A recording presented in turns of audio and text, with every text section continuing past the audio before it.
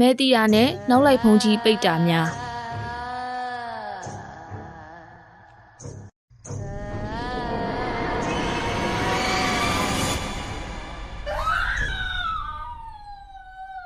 ညကန်တာဆိုတဲ့ရွာလေးကိုမြို့ပေါ်ကလာတဲ့ဦးစင်းလေးတစ်ပါးကကြွလာခဲ့ပါတယ်။မြို့ပြရဲ့မွန်းကျက်မှုတွေကနေအနားယူပြီးတိတ်ဆိတ်တဲ့ရွာလေးမှာတရားအထုတ်ချင်တာကြောင့်ဒီရွာလေးကဘုန်းကြီးကျောင်းစီရောက်လာခဲ့တာပါ။မင်္ဂလာပါဆရာတော်ဖေ။အေးကွယ်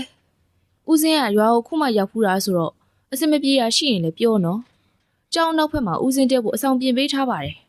။တက်မကျေးဇူးတင်ပါတယ်ဆရာတော်။ဒီလိုနဲ့ဦးစင်းလေးလည်းဆရာတော်ကြီးစီစဉ်ပေးတဲ့အဆောင်ကိုရောက်တော့တကားခောက်တန်ကြားလို့တောင်းဖွင့်ပေးခဲ့ပါတယ်။ဦးစင်းဖုံးမို့ဆွန့်ကြိုက်လာပို့တာပါဖေ။ကျေးဇူးပါကျောင်းသားလေး။ဒါနဲ့ကျောင်းရဲ့ဟိုဘက်ချမ်းအဆောင်တွေကလူလဲမနေဘူးနော်။ဘာလို့များလဲ။ဦးစင်းလေးအဲ့လိုမေးတော့ကောင်လေးလည်းအပြင်ကိုတစ်ချက်လက်ကြည့်ကချစ်ချစ်အားအားနဲ့ပြန်ဖြေပါတယ်။ဟိုဘာမှမဖြစ်ပါဘူးဖေ။ဒီကျောင်းကတန်ခါနေလို့ပါ။အော်ဟုတ်ပါပြီ။မင်းလည်းပြင်းရင်ဦးစင်းစီလာလေလို့ရပါတယ်။လာတော့မလဲတော့ပါဘူးဦးစင်း။ဒီဘက်တော့ဆွမ်းကြိုက်ပဲလာပို့ပြရစီ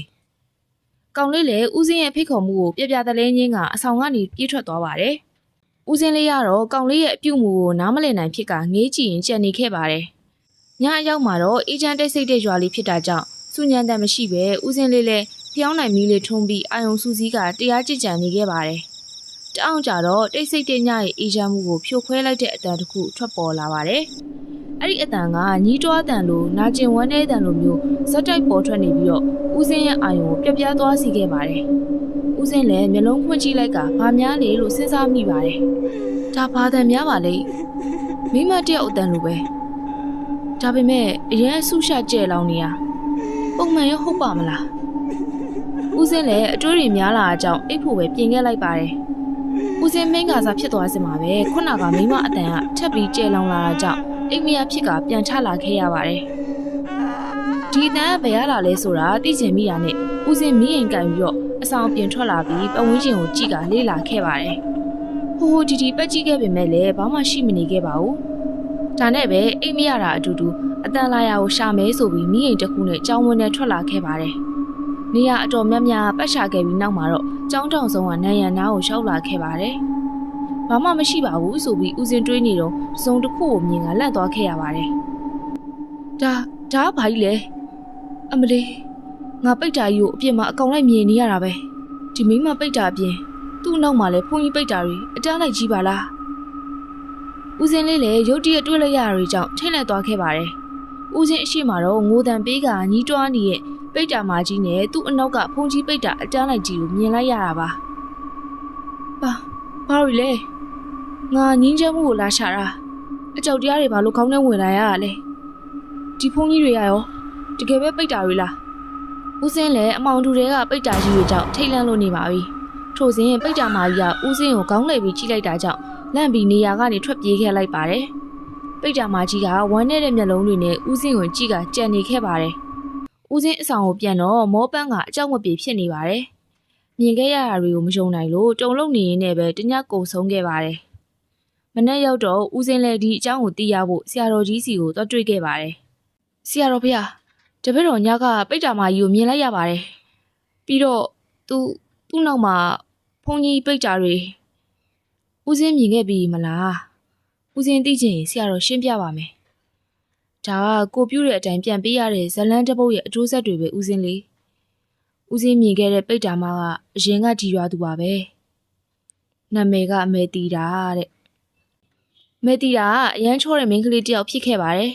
သူ့ရဲ့အလှကြောင့်ပဲအနားမှာဝိုင်းဝိုင်းလည်နေတဲ့ယောက်ျားတွေကလည်းမနှဲပါဘူး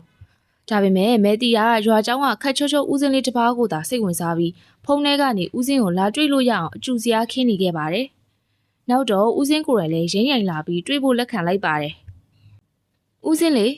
ကျမကိုတွေ့ဖို့လက်ခံနေဆိုတော့ကျမကိုစိတ်ဝင်စားတယ်ထင်ပါရဲ့မေတီတာအဲ့လိုမလုပ်ပါနဲ့တကားမဒါအပြစ်တင်လိုက်မယ်မဖြစ်ပါဘူးဦးစင်းရဲ့ကျမတို့နှစ်ယောက်ရဲ့ဆန္ဒပေါ်ကိုမူတည်ရပါဒီလိုနဲ့မေတီတာရဲ့မြူဆွဲမှုအောက်တွေမှာဦးစင်းလည်းရုံမထွက်နိုင်တော့ပဲကျူးလွန်မိသွားခဲ့ပါတော့တယ်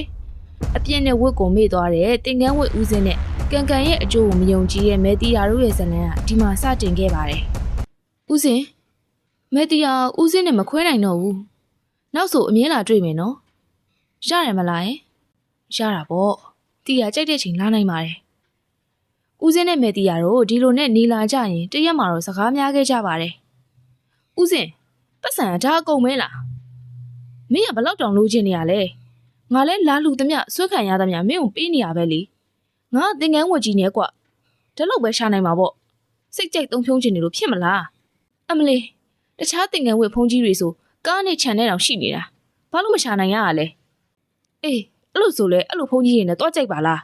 ဘာလို့ငါစီလာနေသေးလဲရသမျှပေးရအောင်ကျေးဇူးမသိတဲ့မိန်းမမဲတီယာနဲ့ဦးစင်းတို့လည်းတယောက်တစ်ခွန်းစကားအခြေတီများကြကအစင်မပြေဖြစ်လာပြီးမဲတီယာလည်းစိတ်တူကဒေါနဲ့မောနဲ့အเจ้าကနေပြန်လာခဲ့လိုက်ပါတယ်နောက်ရက်မှာတော့မဲတီယာလည်းချမ်းသာတဲ့ဖုန်းကြီးတွေစီတွားပြီးမြှူဆွဲဖို့စတင်ကြံရွယ်ပါတော့တယ်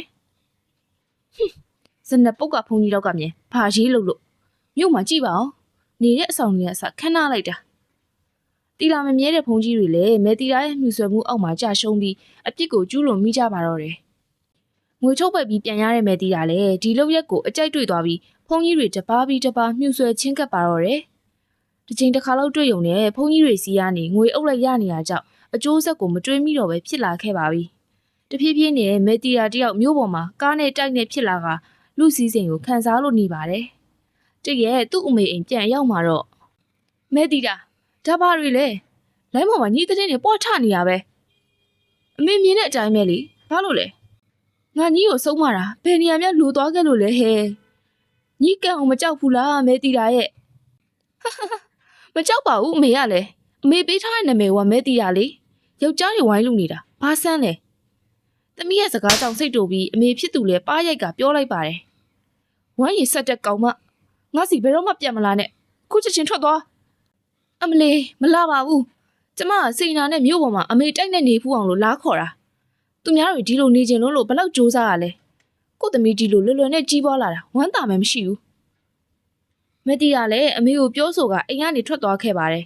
အမေကတော့ဝမ်းနည်းစိတ်ရှက်စိတ်တွေနဲ့ငိုကကြံခဲ့ရပါတယ်ဒီလိုနဲ့မတီးရလည်းမြို့ပေါ်မှာဖုန်ကြီးကျောင်းတစ်ခါပတ်ပြီးနေရာဒေသနားမလေတော့ပဲအတူအပြက်တွေဝစ်ကဝင်ထွက်သွားလာနေပါတယ်သူဝင်ထွက်နေကြဖုန်ကြီးကျောင်းတစ်ခုကအဆောင်တစ်ယောက်ကကြာတော့သတိထားမိလာပြီးမတီးတာကိုစောင့်ကြည့်ခဲ့ပါတယ်တညမဲတီတာတိုက်ခန်းမှာရှိနေတော့အခန်းတကားဝုန်းကနေပွင့်လာပါတယ်။ရဲတွေအင်အားသုံးကဝင်လာတာဖြစ်ပြီးမဲတီတာကိုလာဖမ်းခဲ့တာပါ။မဲတီတာ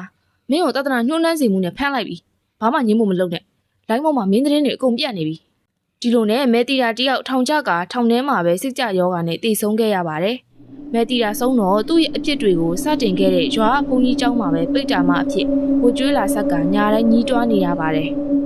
ကိုပြုတ်တဲ့ကံပဲ့တင်တန်တွေပါပဲလားဖေ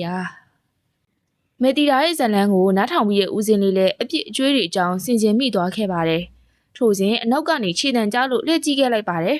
။ဆရာတော်ဗျာဒါကိုကြည့်ပါဦး။မေတီတာနဲ့ရှုပ်ခဲ့တဲ့မြို့ပေါ်ဦးစင်းနဲ့ဟိုနေ့ကသူများလောက်ခံရလို့တိတ်ပြီးတဲ့သတင်းတက်လာတယ်။အဲ့ဒါပါပဲဦးစင်းလေး။မေတီတာလည်းသူ့အပြစ်ကြွေးသူဆက်နေရသလိုသူနဲ့အတူကျူးလွန်ခဲ့တဲ့တီလာပြက်ဖုန်ကြီးတွေလည်းအကျိုးပေးတိုင်ထွက်သွားရပြီးမဲတီတာရဲ့နောက်မှာပိတ်တာတွေအဖြစ်နဲ့ကန်ကျွေးလာပေးဆက်နေကြရတာပဲဒီလိုနဲ့ပိတ်တာမှမဲတီတာကိုတစ်ခါမြင်ရတိုင်းသူ့နောက်မှာဖုန်ကြီးပိတ်တာတွေလည်းအတန်းလိုက်ကြီးတိုးလာတာပေါ့မယုံကြည်ရင်တော့မစော်ကားမိစေဖို့တာရကတွေပါပဲညရောက်တော့ဦးစင်းလေးလည်းကြောက်ရွံ့စိတ်မရှိတော့ပဲပိတ်တာတန်ကြားလို့မိအိမ်ကန်ကထွက်ကြည့်ခဲ့ပါတယ်အဲ့ဒီနောက်မှာတော့မနေ့ကပိတ်တာမှမဲတီတာကိုတွေ့ခဲ့တဲ့နေရာကိုသွားပြီးမြစ်တာဖို့အမျှဝေပြုလုပ်ခဲ့ပါတယ်။မဲတီတာနဲ့တကွမြင်အပ်မမြင်တတ္တဝါအပေါင်းတို့ဦးစင်ပြုသမျှကုသိုလ်တွေအမျှပေးပါတယ်။ရောက်ရပုံဘဝမှာငြိမ်းချမ်းကြပြီးဆင်းရဲဒုက္ခမှအမြဲဆုံးကျွတ်လွတ်နေကြပါစေ။အမျှဦးစင်ရှိရပိတ်တာမှမဲတီတာနဲ့ဘုန်းကြီးပိတ်တာတွေကတော့သူတို့ရဲ့အပြစ်တွေကြောင့်ဦးစင်လေးအမျှဝေရတော့တာတို့မခေါ်နိုင်ခဲ့ပါဘူး။ဝမ်းနဲ့စိတ်နောင်တတရားတွေနဲ့သာဦးစင်းလေးရဲ့မြစ်တာပိုးသမျှကိုရက်ကြည့်နေခဲ့ကြရပါတယ်။ပုံမြင်လေးကတော့ပြီးပါပြီ။အဆုံးထိကြည့်ရှုပေးခဲ့ကြလို့အားလုံးကိုကျေးဇူးတင်ပါတယ်။နောက်လာမယ့်ဗီဒီယိုတွေကိုလည်းအမြဲတမ်းကြည့်ရှုလို့ရအောင် like and follow လေးလုပ်ထားပေးခဲ့ကြပါအောင်နော်။